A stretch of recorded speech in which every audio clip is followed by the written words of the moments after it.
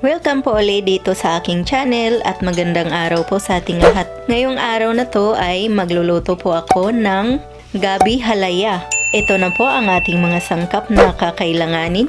Unang-una, gabi na shredded ko na po. 1/2 cup ng fresh milk. Pwede rin po evaporated milk ang gagamitin nyo.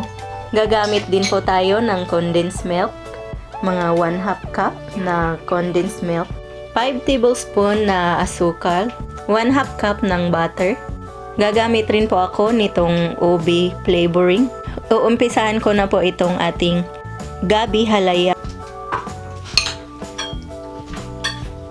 Ilalagay lang po natin dito sa malaking bowl ang ating gabi para ma-mix po natin lahat ng sangkap.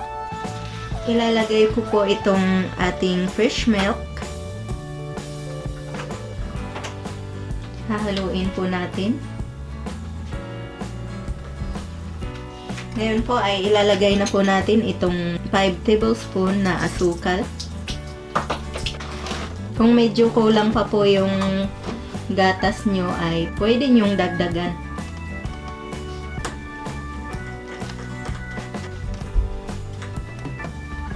Maglalagay po ako ng 1/2 cup na condensed milk.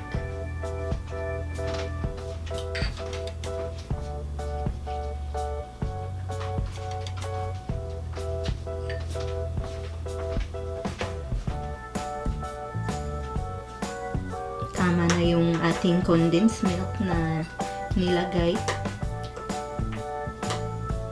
Magdadagdag po pala ako ng fresh milk kasi medyo parang kulang po siya dahil medyo malapot pa ng konti. Ayan po, nagdagdag na po ako ng fresh milk na mga 2 cups. Tapos nilipat ko rin pala ito sa mas malaking lalagyan kasi medyo umapaw po dun sa aking unang nilagyan.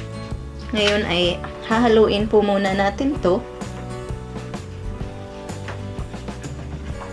para ma-spread po yung tamis ng ating asukal at saka ng condensed milk na nilagay dito. Haluin lang po nating maigi para magpantay po yung tamis ng ating halaya.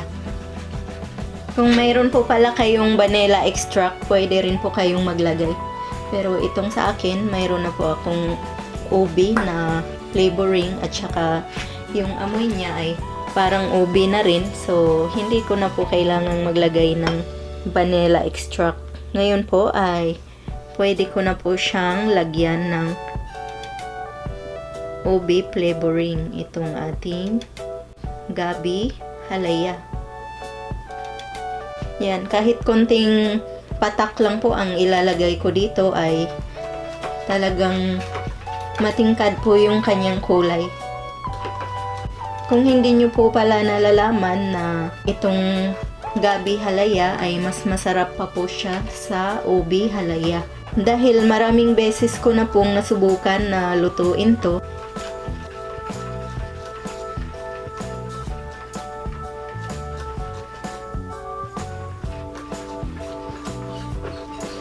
Yan, i-mix po nating maigi para mas masarap po yung kanyang lasa mamaya pagka naluto na po itong ating gabi halaya.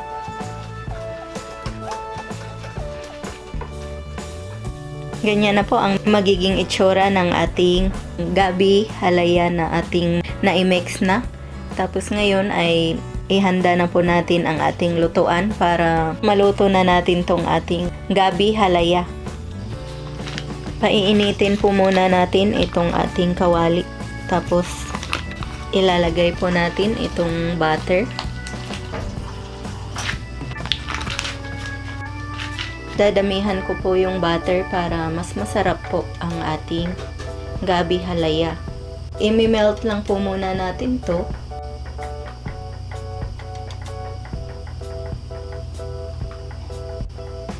Pwede rin po pala na gagawin nyo tong pang negosyo, itong gabi halaya. Kung marami po kayong gabi sa inyo, tapos nalilito kayo kung anong gagawin nyo sa gabi, gawin nyo pong halaya. Dahil masarap po ito pang palaman sa tinapay. na-melt na po yung ating butter. So, ngayon ay hihinaan na po natin ang ating apoy. Tapos, ihanda na natin tong ating gabi mixture para maluto. Tapos, ilalagay na po natin dito sa ating kawali. Habang nakasalang na po itong ating gabi mixture, ay hihinaan nyo lang po yung apoy nyo. Yung pinakamahina na pag-adjust para hindi masunog ang ating halaya. Tapos patuloy lang po tayo sa paghahalo hanggang sa maluto itong ating gabi halaya.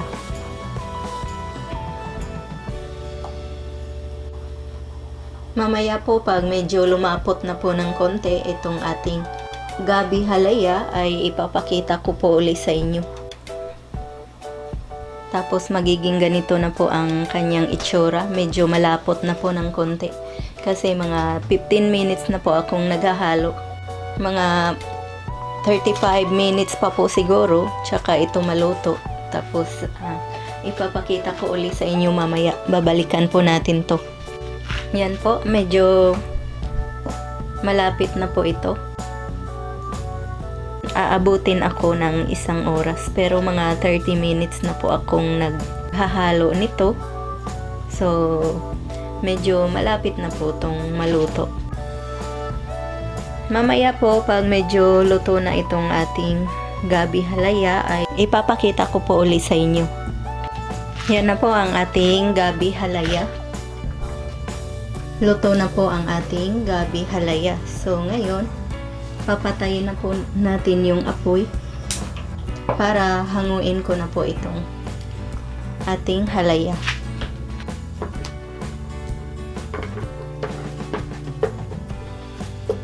Palalamigin po natin to.